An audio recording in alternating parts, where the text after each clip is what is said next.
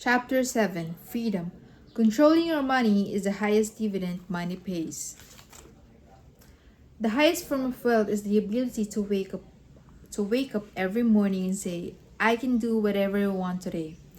People want to become wealthier to make them happier.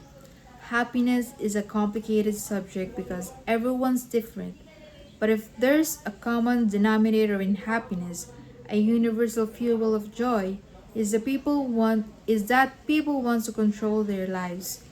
The ability to do what you want, when you want, with who you want, for as long as you want, is priceless.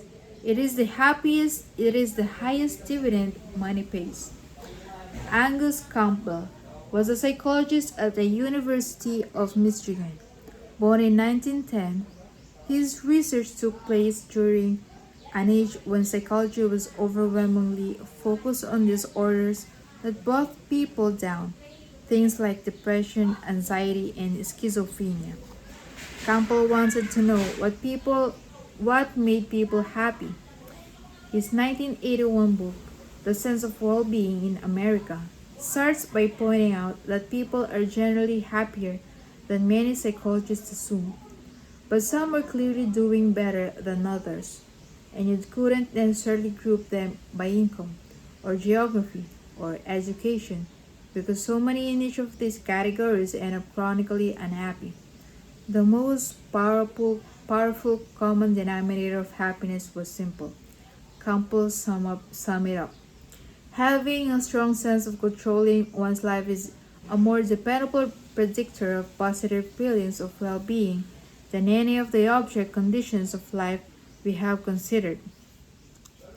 More than your salary, more than the size of your house, more than the prestige of your job, control over doing what you want, when you want to, with the people you want to, is the broadest lifestyle variable what makes people happy. Money's greatest intrinsic value, and this cannot be overstated, is its ability to give you control over your time, to obtain, bit by bit, a level of independence autonomy that comes from unspent assets that give you greater control over what you can do and when you can do it. A small people of wealth means the ability to take a few days off work when you're sick without breaking the bank. Gaining that ability is huge if you don't have it. A bit more means waiting for a good job or to come around after you get laid off, rather than having to take the first one you find. That can be life changing. 6 months emergency 6 months emergency expenses means not being terrified of your boss because you know you won't be ruined if you have to take some time off to find a new job. More like more still more still means the ability to take a job with lower pay but flexible hours. Maybe one with a shorter commute or being able to deal with a medical emergency without the added burden of worrying about how you'll pay for it. Then there's retiring then there's retiring when you want to, instead of when you need to. Using your money to buy time and options has a lifestyle benefit few luxury goods can compete with. Throughout college, I wanted to be an investment banker. There was only one reason why: they made a lot of money. That was the only drive, and when I was 100% positive sure what would make me happier once I get it. I scored a summer internship at an investment bank in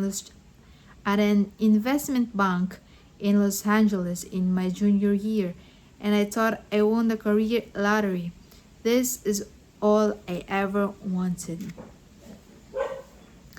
On my first day, I realized why investment bankers make a lot of money. They work longer and more controlled hours than I knew humans could handle. Actually, most can handle it. Going home before midnight was considered a luxury, and there was a saying in the office: If you don't come to work on Saturday, don't bother coming back on